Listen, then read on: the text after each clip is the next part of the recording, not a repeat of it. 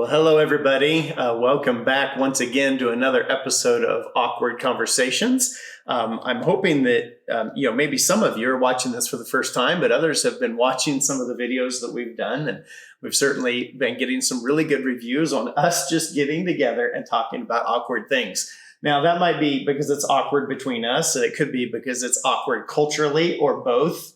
Awkward even amongst the church, right? Not being afraid to jump into conversations to help us all journey forward and be disciples and live the life that Christ has given us, right? So we have to talk about these things. So today we're going to talk about the weighted life, right? Now, not weighted like WAITED, waiting, but the heavy life, right? The heavy. We're going to talk about the heavy. The heavy living.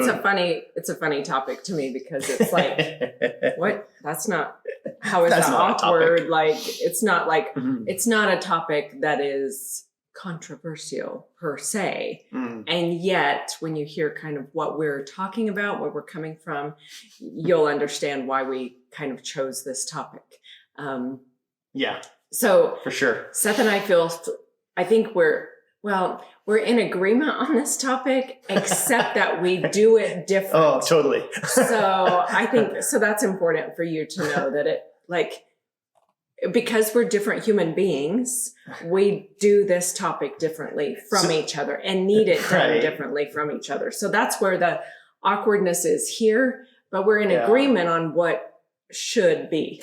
That's true. I mean, so in other words, we agree that God has given us a life to live and that it should or could look certain ways based on what he desires, what he wants. Yes. Yes. But then you've got male and female. That was awkward. You've got male, you've got female, you've got personality differences, you've got belief system differences, and that's why we have lived this out very differently and really kind of still do. Yeah. Right?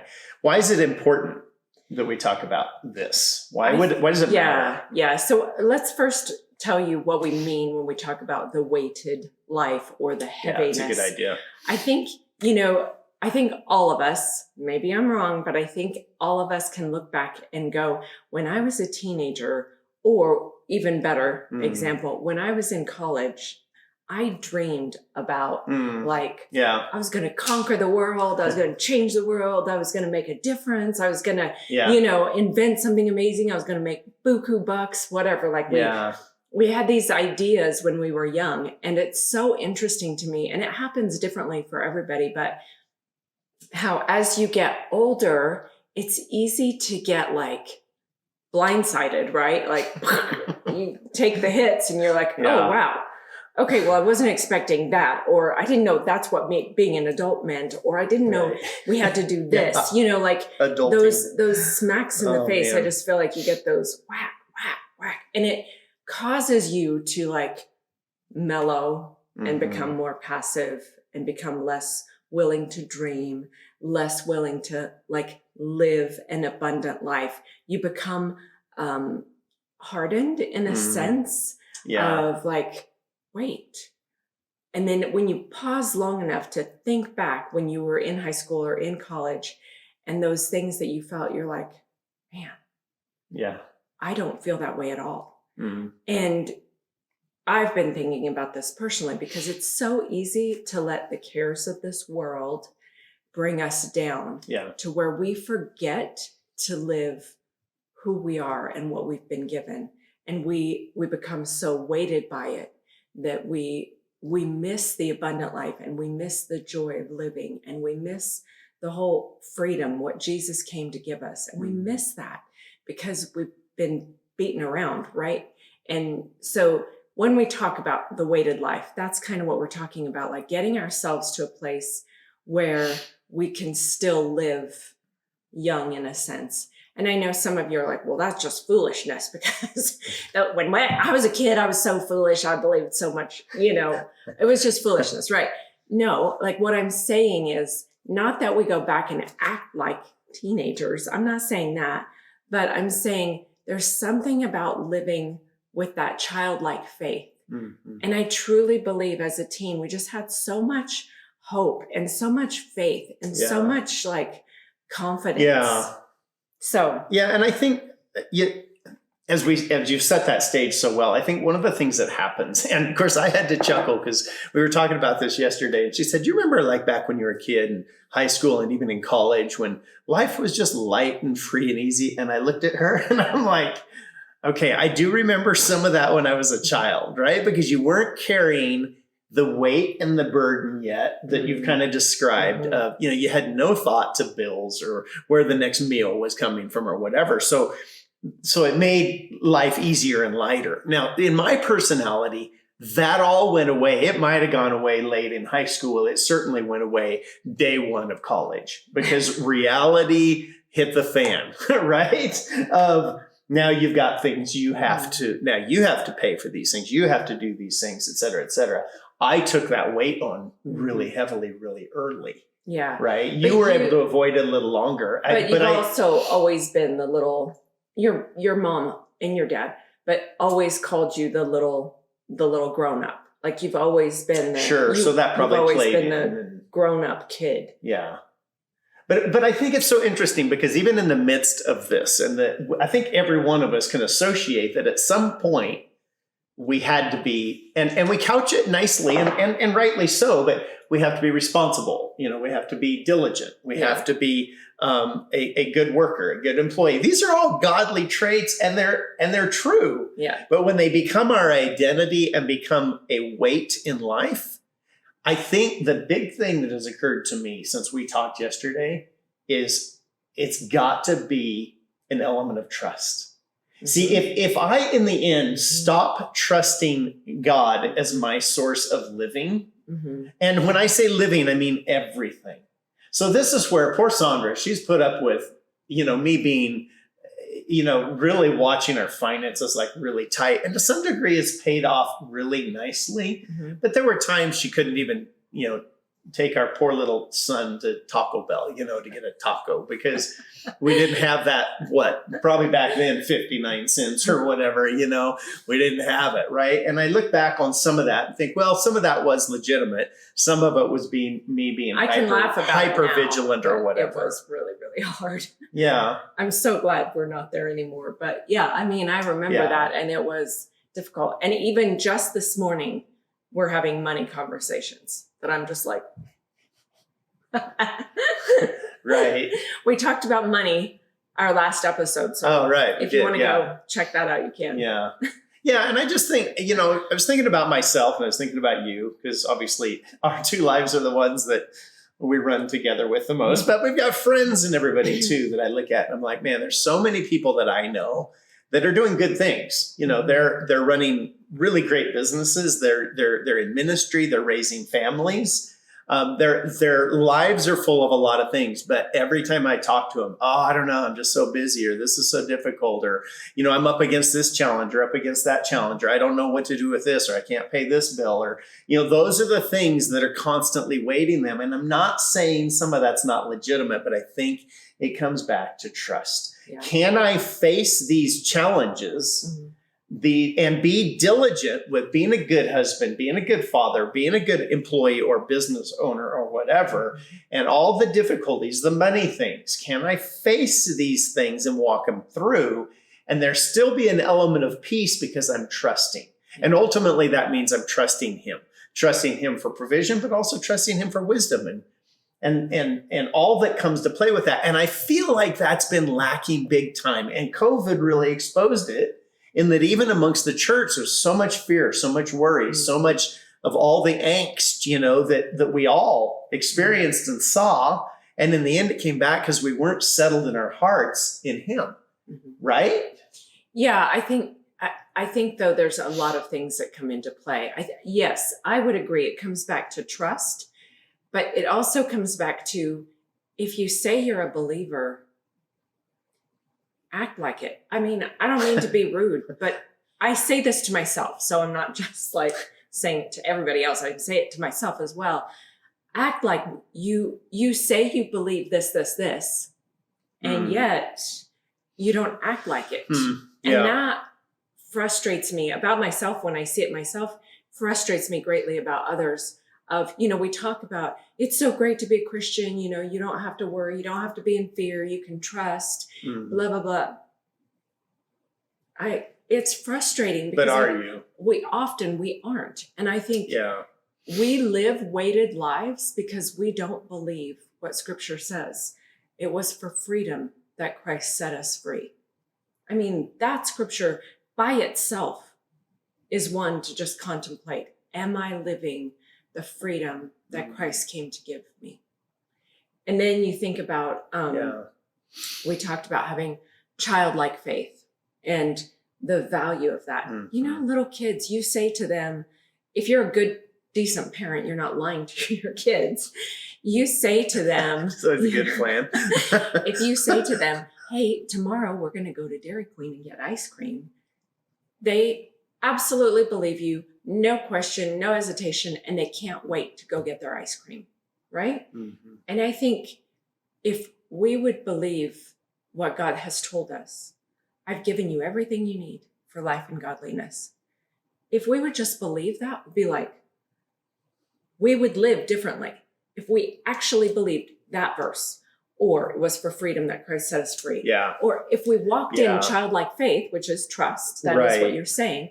If we walked in that, not to mention, you understand, like, joy absolutely lives inside of you, because Galatians 5:22, this fruit of the Spirit is love, joy, peace, patience, kindness, goodness, gentleness, faithfulness, self-control. Right. All these things. Joy lives in you. But no, we've deduced I can't tell you how many sermons I've heard about the word joy. We've deduced the word joy down to this, well, it just means steady, constant happiness in your heart, that you might not always see, but it's just happiness in your heart, knowing everything's going to work out. And I'm like, that frustrates me so much. Yes, that is part of joy, that contented, joyfulness in your heart. But that's this much of it. And we take these promises from Jesus and we make them go like this. And so then we live miserable human lives. We have several friends and ministry friends, business friends, whatever, who are Christians. And I don't want to spend a ton of time with them because they talk about, it's just so hard and it's so heavy and blah, blah. And I'm like, wow, are you a believer? Are you not a believer? Anyway. It's interesting because just to add a little bit to that, I was looking at 2 Peter in chapter 2. Most of you probably know this verse, but in verse 3 is the one we all know. That by his divine power, he's granted to us everything that we need pertaining to life and godliness. And that's where we stop. We like that, right? And we say we believe that he has provided everything we need pertaining to life and godliness. But I think that part of the breakdown that happens that you were just describing is it goes on to say, through the knowledge of him, right? And it actually, if you go forward several verses, it's unpacking the fact that through divine revelation of him, through knowing him, you then can move forward in grace and peace, which is multiplied to you, and walk in his provision of everything you need pertaining to life and godliness. But if you're missing that piece of connecting with the Father, if you're missing that piece and you're missing afterwards the piece of knowing and acknowledging him and experiencing him and walking in the fullness of that, then you're not going to experience him providing everything. And I think, too often that's where the breakdown occurs, and we see it, right? I mean, I see it in my own life. I see where I get worried about things, or I know I'm not seeing things clearly, or I lose hope, or I lose confidence, because I'm not knowing him in that moment, right? And that, to me, that's everything that we approach comes back to at one time or another, in one way or another, this idea of, come on, people, us too. Yes. Let's know God. Let's follow him. Let's pursue him. Let's let him into our everything and live that, because that's what Jesus came to do. He came to give us life. Yeah. So let's go live it. But we have to, and that's a regular ongoing thing, right? You can't just one day say, I make this decision. No, it's a journey of every day connecting with him, knowing him, walking with him. and being purposeful about it. I mean, that's You know, relationship, right? It is. Like It is. if you're going to walk out what we're talking about, joy, if you're going to walk out Yeah, not being life weighted. abundant, John 10:10, I came to that they would have life and life abundant. Mm-hmm. If you're going to walk that out, it Yeah. requires relationship. It does. Because you can't trust somebody that you don't have a relationship with. Mm-hmm. And so it requires that. I was thinking about just Jesus. You know, I've looked at the scriptures about, like, did Jesus laugh? Like, and I thought he definitely had a lightheartedness to him. We see it in the kids coming to him. Children don't go to stoic, hard, intense, focused people. Children don't want to hang out with him. Kids came to Jesus. They wanted to be around him. He carried them. That's an He interesting played with them. point. Like, Yeah. so I think, even though it doesn't say Jesus laughed, like it does say Jesus wept, right? Mm. But I think understanding, well, and in Hebrews too, it talks about him having joy above all his brothers, right? Yeah. So we see that in Jesus. And this too, I think, is interesting. Jesus was even accused of being a drunkard and a glutton, being too lighthearted, apparently. It's in Luke 7. I'm just going to read this verse, but it's, the Son of Man has come eating and drinking, and you say, look at him, a glutton and a drunkard, a friend of tax collectors and sinners. Yet wisdom is justified by all her children. So I just love the idea that, they were accusing Jesus of being too lighthearted. There have been times where I know I've been in a position and I've started like laughing because something just like struck me funny. And people are like, and you're like, now's not a time sorry, to be like, laughing. You mean? But there's that place, that place of like having joy and connecting your heart to the joy that's inside of you and living. I think the scripture, take my yoke upon you and learn from me. For my burden, my yoke is easy and my burden is light. Right. And I'm telling you, there are just so many ministers of God that I know who are not living light, who are not living easy. And I just think, if I want to make an impact, people want to be with you and around you when they see fun and laughter and joy. And I think we take things way too serious. And I think, we talk about, and we grew up in a school that taught us, you abandon it all for the sake of the call, and everything's for the sake of the call. And, you take on that weight and you hold that and whatever. And I'm like, you got to win the world, man. It's you. And I it's think all about in you. Jesus wasn't so focused and so weighted that he couldn't play with the kids. So, I think there's a lot for us to see and learn about how to live lighthearted, full of dreams. Another verse, you're in Joel 2:28, where he prophesied that the Spirit will be poured out upon you. Your young men will dream dreams. Your old men will see visions. Right. And I always think, what is young and what is old? And I wonder how much of that has to do with your own thought and mentality. Like, I'm still dreaming dreams. Like, I'm not seeing visions. And maybe the day will come when I'll see a vision and go, oh, I must be old. But right now, like, people might see my age and say I'm old, but the reality is I'm still dreaming dreams of what we can do, what we can accomplish, what can be. And I think that's important. I think we should be lighthearted, joyful, living an abundant life. And this is going to, like we started out this conversation, it's going to come out in different ways with different people. And so you watching today, you're probably, I would think, able to connect in some way with this concept of life being heavy and weighted. And I would just encourage you to take an honest look at that area of your life, or maybe it's your whole life, and just be honest and real with yourself that there is a way beyond that and out of that. And it's not that challenges don't come. Like you said, we were talking finances, and it's not that we have a problem as much as we have decisions to make. I mean, I guess that's a problem, but you got decisions to make, right? And so you got to sort it and work it through. And so we're all that way. There's going to be things that come up, but how you navigate through it really impacts the end result. Yeah. And at what level you can trust, and at what level you let the wisdom of God and so forth come in, which then equals peace, right? Yeah. So anyway, I hope that maybe, touching this subject a little bit, because I do feel like at least in America, and I think it's true in other parts of the world, lots of people feel very weighted and very lacking vision and focus and purpose. And maybe they can venture into life. Yeah. I think the antidote to being weighted is fun. And I know if you know me, you're like, well, of course she would say that. She loves to have fun.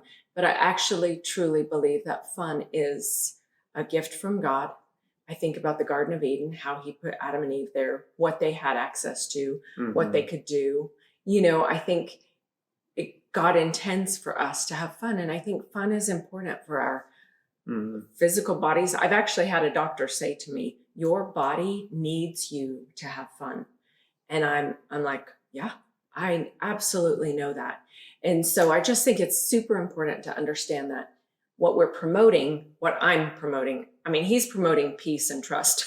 Yeah, because this is where it gets awkward, because I'm like, fun's fine, but it's overrated. I'm promoting fun. Yes, I think fun is important. I think you should go have fun today. Yeah. Find something fun today. I don't care if it's like you go down to your, local park and put on some headphones and music and dance like nobody's watching. Like, I think you should go have fun. And yeah, you might feel stupid when you start, but I'm telling you, by the time you're done, you're going to be like, that was great. And you will have provided yourself a great memory. And it'd be better if you can take somebody with you, because otherwise you just look a little, but anyway, I am promoting fun and lightheartedness and joy for you. Yeah, and it really comes down to it. Maybe you totally connect with that, or maybe you're more like me, where I'm saying I need my heart to be at peace and at rest with him. I need my heart connected to his love, because then I feel value and feel cared for and feel at peace and can hear and so forth. That's where I can be centered. My question is, receive life, right? Do you, when you feel peace and trust, then do you feel lighthearted? Typically, yes. Okay. Yes, typically, okay. Yes. Okay. Yeah. So, there you go. This is where it gets awkward, and this is where it's different. I don't know if it's awkward, but it's different, right? Because how things play out internally, are just going to be different for each, not for every person. I mean, we have commonalities, because I have nothing against fun.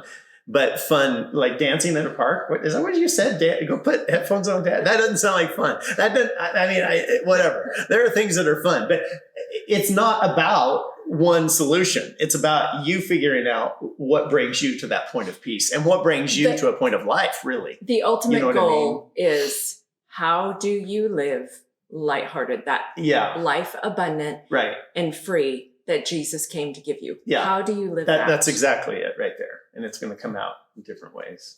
Yes. Yeah. Have fun with it. All right. Well, there you go. Hopefully that stirs something in you into something that you can take forward and do something with. And we'll be back again next month with another awkward conversation. I don't know what we're doing next month. P.S. If you ever want to tell us things to talk about, that'd be great. Yeah. Because we every time we're like, okay, what's awkward? What do we feel like we can talk about? What's awkward between us? Yeah. So anyway. Yeah. Send us ideas. Ideas. That'd be great. We'll venture in. Comment. Yeah. God bless. Mystery. Jesus is the King, born for you and me.